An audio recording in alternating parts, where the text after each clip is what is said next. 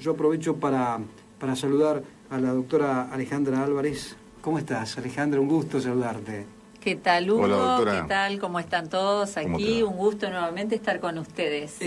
Bueno, por supuesto que la doctora Alejandra Álvarez es abogada y con ella en un ratito nada más vamos a charlar sobre el tema adopción. Así es. ¿Qué ha pasado con el nuevo código? Si han mejorado las expectativas. Digo, esta es una palabra que me parece que va bien para esto, ¿no? La expectativa que tiene la gente con respecto a adoptar, y muchas veces esa expectativa se frustra. Ahora, ¿cómo estamos? Es un poco la pregunta, ¿no? ¿Se puede? ¿No se puede? ¿Qué ha cambiado para concretar la adopción? Vamos, Alejandra, a ver. Bueno, antes que nada, los saludé a todos, pero no saludé a tu audiencia tan numerosa. Saludos especiales para los oyentes. Saludos especiales para los oyentes, que algunos me han escuchado la vez anterior que vine, así que...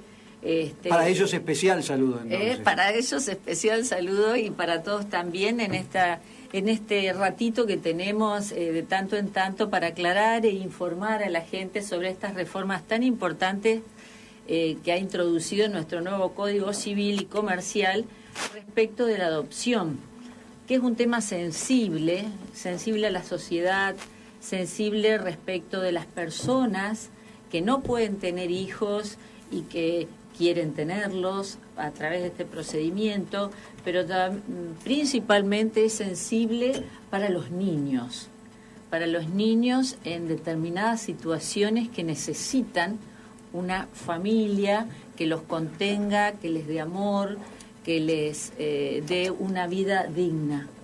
Entonces, las reformas introducidas por el nuevo Código Civil, lo que tienen principalmente en cuenta es el interés superior del niño.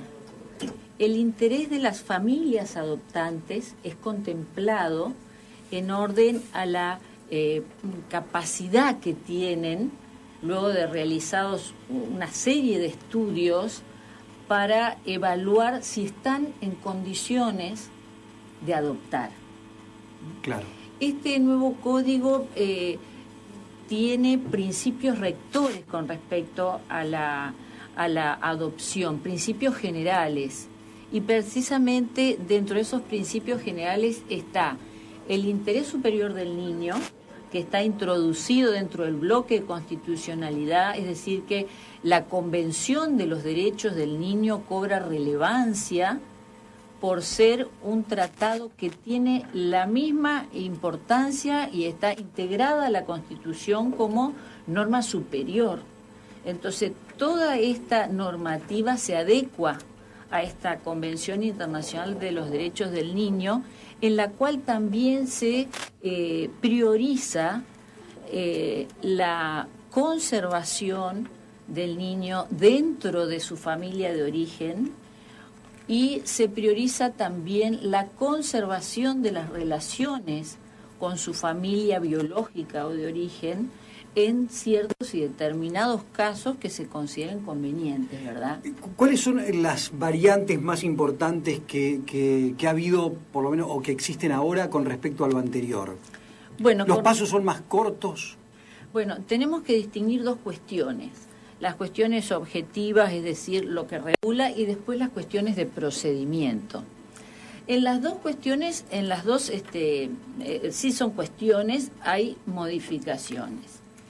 En cuanto a los tipos de adopción que ahora se regula la adopción simple, la plena, la del menor. También se regula la adopción de los mayores de mayores de edad, en determinadas circunstancias, la adopción de integración, que es la adopción del hijo del cónyuge o del conviviente. Ajá. Se regula también la adopción internacional, que en este punto... ¿Cuántos tipos de adopciones que hay? Exactamente, es que es un instituto complejo y que en orden a evitar, teniendo como premisa, evitar que el niño o el adolescente se transforme en un objeto de cambio o en un objeto de comercio, y se vulneren de esa forma sus derechos, es que se ha puesto a lo mejor tanto resguardo y se han fijado estos principios generales y luego se establecen normas particulares para cada tipo de adopción. Dentro de estas grandes modificaciones también se han bajado dos cuestiones importantes, que es la edad de los adoptantes, que antes era de 30 años y ahora baja a 25 años. Antes se establecían 3 años de matrimonio y ahora no se establece tiempo. Ah, también eso. Antes se hablaba del matrimonio entendido tal como el del hombre y una mujer. Hoy se acepta la adopción, es admitida, pueden adoptar los convivientes y los cónyuges. Cuando se habla de cónyuges o convivientes, ponemos la nota en que no se determina el sexo, claro, porque tenemos incorporado a nuestra legislación y reconocido el matrimonio igualitario. Entonces, mientras estos sujetos acrediten que están en condiciones, sean evaluados para establecer las condiciones, si están en condiciones de ser adoptantes, porque no prima la voluntad del adoptante, sino que se evalúa en qué condición está, pueden adoptar.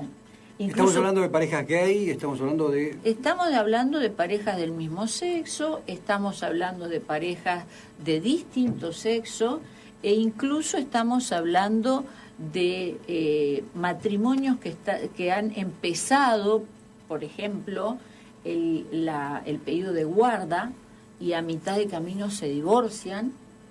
Y entonces, ¿qué sucede con esa, con esa guarda? Puede seguirse el juicio de adopción, que es lo que sigue a la guarda. Sí, ahora puede seguirse, ¿no es cierto? Pero puede ser adoptado unilateralmente por uno de los convivientes. Por uno de los dos. Por uno de los convivientes o por los dos. Pueden prestar puede ser que sea necesario el consentimiento, entonces, o por uno de ellos o por los dos. Porque los dos pueden seguir interesados en ese proyecto de contener a un niño, de criarlo, y pueden ellos como pareja divorciarse o separarse. Alejandra, todo esto que nos estás contando, en definitiva, es para bien.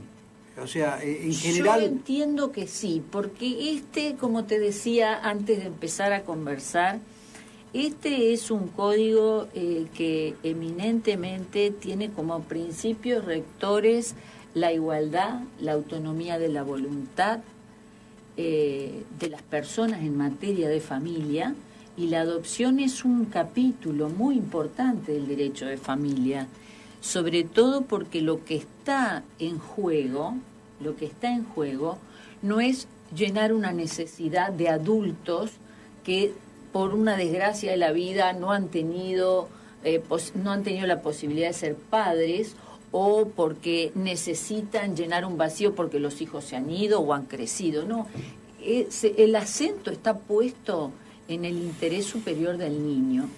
Y fíjate vos que la legislación sobre adopción en nuestro país es relativamente nueva, porque es del 48. Ah, mirá. Surge después del terremoto de San Juan, en el que quedaron muchos niños huérfanos y en situación de abandono. Entonces allí es donde se genera y surge esto de que muchas familias solidariamente fueron a buscar niños a San Juan para ampararlos, para darles un lugar, porque habían quedado sin familia y eran bebés o eran incluso grupos de hermanos. Ahora se prioriza la adopción de grupos de hermanos.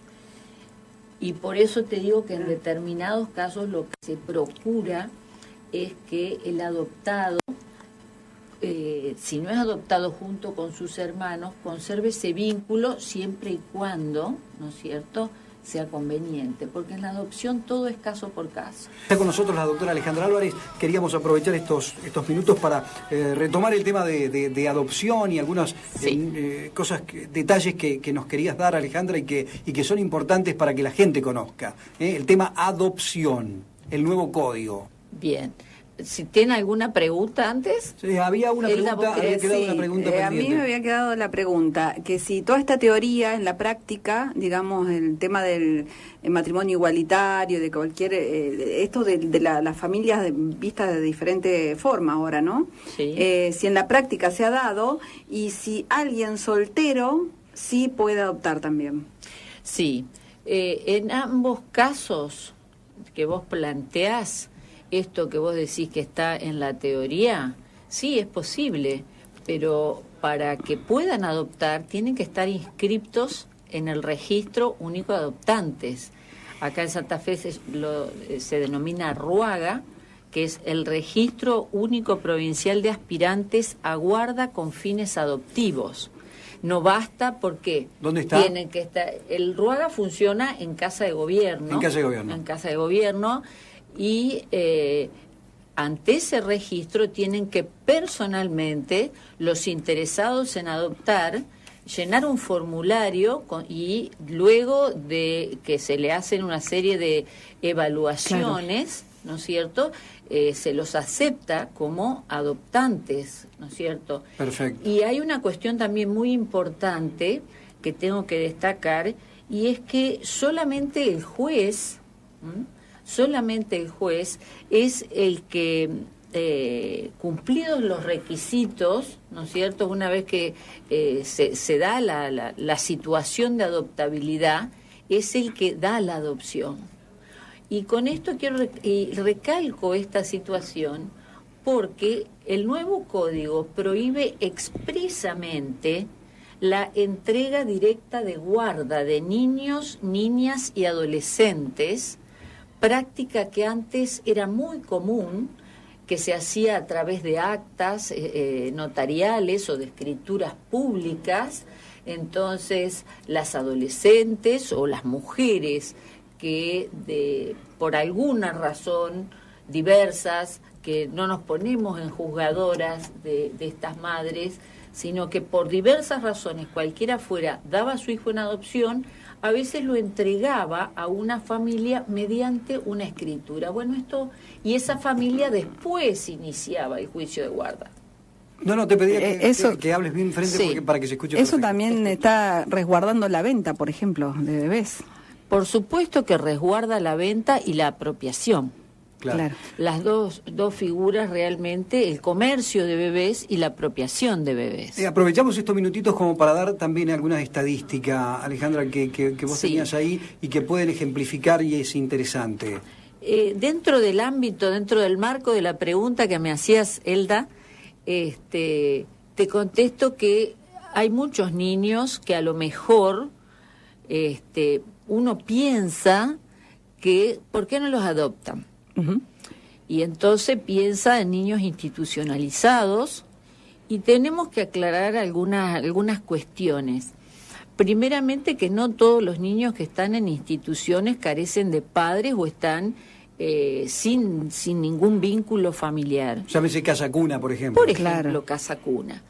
A veces allí están los niños, pero mantienen vínculos con sus familias de origen, de su familia biológica me refiero, claro. Y el problema también existente, aun cuando hay niños que pudieran estar en situación de adoptabilidad, es que el 80 y a lo mejor un poco más de adoptantes o de gente que quiere adoptar, quiere bebés. El 80% de la gente quiere bebés. Entre el 80 y el 85% quiere bebés. Es verdad. Luego, entonces, y el bebé, generalmente, si la madre no lo puede tener, lo tiene su familia biológica. Lo crían sus padres, sus hermanos, y no pierde esa pertenencia a la familia de origen, que es uno de los principios que el código establece cuando establece estos principios generales para la adopción. Prima que se resguarde ese derecho de pertenencia a la familia biológica. Y tanto es así que los otros días, conversando con la directora del RUAGA, es la doctora Selva Di Giorgio, me comentaba que en un congreso conversaban que en Europa prácticamente no hay adopciones. Epa. No hay adopciones porque las madres no están en situación de no poder criar a sus hijos porque el Estado brinda las condiciones para que puedan seguir con el embarazo y con la crianza del niño. Qué buen dato, ¿eh? Hay mucho para hablar sobre este tema. Yo creo que ponemos un punto y aparte porque vamos a seguir, si te parece. Bueno, no sé si en la charla inmediata, pero la intención es darle los elementos a la gente que necesita, fundamentalmente a aquellos que quieran adoptar, bueno, que sepan algunos detalles las son condiciones, los requisitos, claro, que todo eso no nos hemos podido extender porque este tiempo es muy cortito, pero que sirva para dar un pantallazo. Pero es un poco más fácil ahora, es un poco más fácil, ¿sí o no? Yo creería que... o va a ser un poco más fácil. Fácil adoptar, ¿te referís al tiempo que puede llevar una adopción? Claro, que no esté esperando tanto tiempo la gente que realmente quiere adoptar. Pero a mí me parece que lo que vos decís, Hugo, se determina por el amor que uno tenga ganas de dar. Porque si vos tenés ganas de tener un hijo, creo que podés adoptar alguien que no sea un bebé.